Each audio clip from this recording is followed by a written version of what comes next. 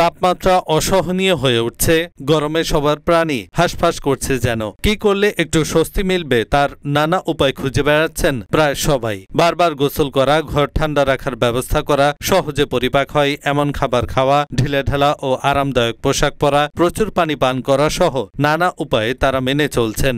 গরমের সময় বেড়ে যায় আর্দ্রতার পরিমাণ, যে কারণে সারাদিন ভ্যাপসা গরম অনুভূত হয়। ফলে শরীরে অস্বস্তি লেগে থাকে। ঘামে ভেজার কারণে শরীর থেকে দুর্গন্ধ বের হতে থাকে। এর থেকে পরিত্রাণের জন্য আপনাকে গোসলের পানিতে নিম পাতা মেশাতে হবে। ত্বকের সাধারণ দাগ ছোপ তো বটেই, মেস্তার দাগও দূর করতে পারে নিম পাতা, যে কারণে নিম পাতা ভেজানো পানিতে গোসল করলে উপকার পাবেন। সেই সঙ্গে ব্ল্যাকহেডসের সমস্যা থাকলে তা দূর করতেও কাজ করবে এই পানি। গরমের সময়ে অ্যালার্জির সমস্যা খুবই বেড়ে যায়, যে কারণে দেখা দিতে পারে চুলকানি সহ আরো অনেক সমস্যা। এ ধরনের সমস্যা থেকে আরাম পেতে নিম পাতা ফোটানো পানিতে নিয়মিত গোসল করুন। নিম পাতায় আছে অ্যান্টিমাইক্রোবিয়াল উপাদান। এই পানিতে গোসল করার ফলে যে কোনো সংক্রামক ব্যাধি দূর হবে। তাই গোসলের সময় এই পানি ব্যবহারের চেষ্টা করুন।